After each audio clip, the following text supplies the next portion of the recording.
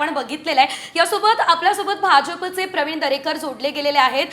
त्यांना आपण या चर्चेमध्ये आता सहभागी करतोय। प्रवीणजी, तुमचं स्वागत आहे या चर्चेमध्ये। आणि सर्वात आधी म्हणजे भाजपचं सरकार बहुमताने दिल्लीमध्ये येताना दिसतंय, त्यासाठी खूप खूप अभिनंदन। मात्र तब्बल 27 वर्षांचा कालावधी आणि त्यानंतर भाजपला बहुमत हे दिल्लीमध्ये मिळताना दिसतंय। या संदर्भात आपली नेमकी काय प्रतिक्रिया?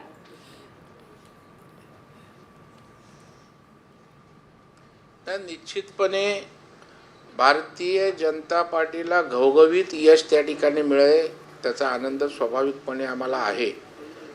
परंतु हा जो विजय आहे तो केजरीवालांची जी काही नौटंकी होती किंवा या जगामध्ये सगळे भ्रष्टाचारी त्या ठिकाणी फक्त सगळे घोटाळेबाज आणि आम्ही साव अशा प्रकारचं जे चित्र उभं करून एक प्रतिमा निर्माण केली होती, ती प्रतिमा त्या ठिकाणी त्यांच्यावर झालेले घोटाळ्याचे आरोप, मद्य घोटाळा, इतर भ्रष्टाचाराचे आरोप आणि त्यानंतर त्यांना झालेली जेलवारी यातनं त्या ठिकाणी त्यांची प्रतिमा त्या ठिकाणी मलिन झाली आणि त्याचा परिणाम त्या ठिकाणी या निवडणुकीमध्ये निश्चितपणे मोठ्या प्रमाणावर दिसला।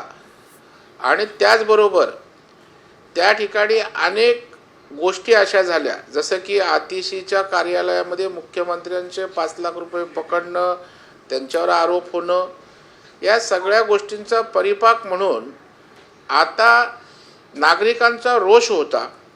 आणि मग चांगला पर्याय कोण, समर्थ पर्याय कोण, तर देश पातळीवर त्या ठिकाणी मोदी साहेबांच्या नेतृत्वाखाली सरकार काम करत होतं।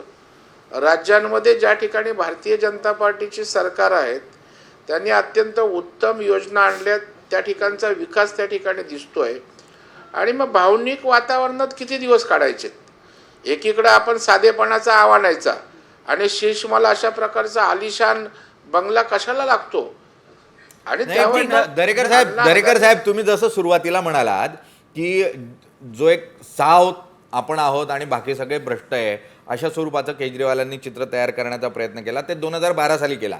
अण्णा हजारेंच्या सहकार्यानं ज्या स्वरूपाचा एक मोठं आंदोलन उभं राहिलं रामलीला मैदानामध्ये, त्यातून जी लाट निर्माण झाली, त्या लाटेचा फायदा तर भाजपला 2014ला पण झाला।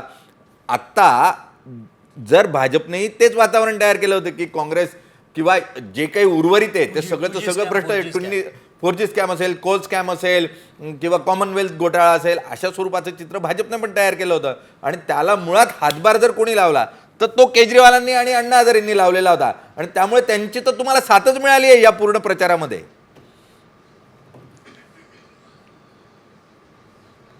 नाही, मला वाटतं हे बघा, तुम्ही आरोप करून किंवा अशा प्रकारचं चित्र निर्माण करून एकदा यश मिळवू शकता। लाट ही एकदा येत असते आणि ती लाट टिकवायची असेल तर तुम्हाला रचनात्मक कामाने त्या ठिकाणी लोकांना विकास द्यावा लागतो, शाश्वत अशा प्रकारची भूमिका घ्यावी लागते। आपण जर बघितलं तर 10 वर्षाच्या कालावधीमध्ये केजरीवालांनी केवळ जातीपातीचं राजकारण, विशिष्ट समुदायांना त्या ठिकाणी भाजप आहे तर डर आहे, अशा प्रकारचं त्यांनी अभ्यासपूर्ण राजकारण त्या ठिकाणी केलं। परंतु ज्या पद्धतीनं विकास व्हायला पाहिजे तो विकास त्या ठिकाणी दिसला नाही।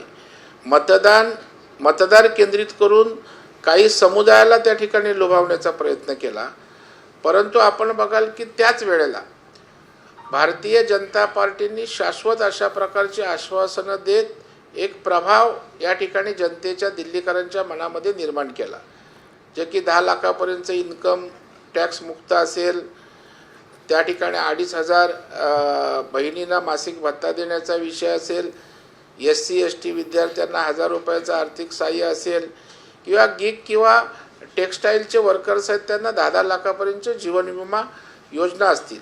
अशा प्रकारच्या एका बाजूला योजना आणायच्यात, ज्या योजना इतर राज्यांमध्ये देशाच्या यशस्वी भारतीय जनता पार्टीने केल्या आहेत, त्याच्यावर त्या ठिकाणी विश्वास लोकांचा त्या ठिकाणी। दरेकर साहेब, निश्चितपणे भाजपनं ज्या स्वरूपामध्ये सर्वसामान्यांच्या आशा अपेक्षांना पूर्ण करण्यासाठी म्हणून प्रयत्न केलेले आहेत, ज्या स्वरूपामध्ये घोषणा केल्या आणि एक सस्टेनेबिलिटी कोणात आहे तर ती भाजपमध्ये आहे हे तर मान्य केलं पाहिजे की भाजपने काही प्रमाणावर सस्टेनेबल अशा स्वरूपाचं राजकारण करण्याचा प्रयत्न केला आहे आणि त्यातून भाजपच्या वाट्याला यश येताना आपल्याला पाहायला मिळते. कॉन्ट्रॅडिक्ट करू का थोडं? हो करा ना प्लीज. हां, दरेकर साहेब जे म्हणाले की केजरीवालांनी विशिष्ट जातींसाठी काम केलं, तर मला बिलकुल तसं वाटत नाही. केजरीवालांनी मोफत वीज दिली, मोफत आरोग्य सेवा दिली, मोफत शिक्षण दिलं, मोफत बस सेवा दिली, म्हणजे महिलांना बस सेवा.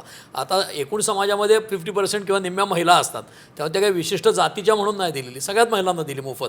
पण त्यातल्या काही योजनातल्या भ्रष्टाचारामुळे त्यांना आज अपयश आलं तर येणार आहे, हा त्यातला मुद्दा. आणि दुसरा एक मुद्दा असा आहे की एकूण समाज जो आहे ना, म्हणजे भारतातल्या अन्य राज्यांमध्ये परिस्थिती वेगळी असते. जसं दक्षिणेमध्ये रेवड्या सुरू झाल्या आपण म्हणतो, तिथे इमोशनल पॉलिटिक्स होतं. पण एकच वाक्य पूर्ण करतो की दिल्लीमध्ये डबल इंजिनचं सरकार आलं तर फायदा होईल हे सांगावं लागत नाही, कारण दिल्लीतला माणूस तुलनेने स्वार्थी आहे, कारण सत्तेच्या जवळ आहे, त्याला आपलं हित कळतं, त्याला ठासून सांगावं लागत नाही की केंद्राच्या बरोबरचं सरकार आलं तर फायदा होईल, हे त्यांना अनुचित आहे, त्यांना कळतं हे. हा पण त्यातला एक आत्ताच्या डिबॅकलचा भाग आहे. अगदी दरेकरांची प्रतिक्रिया घेऊ. निलेशजी, या ठिकाणी मी याला काउंटर करतो. काही झुग्गी झोपड्या आहेत, मी दिल्लीत गेलेलो आहे, त्या विशिष्ट झोपड्या विशिष्ट वर्ग नजरेसमोर ठेवून त्या ठिकाणी काम झालेलं आहे. स्वाभाविकपणे योजना करत असताना कुठल्या विभागासाठी होत नसते, जातीसाठी होत नसते. जेव्हा इथे आपण हा निर्णय लावतो, नियम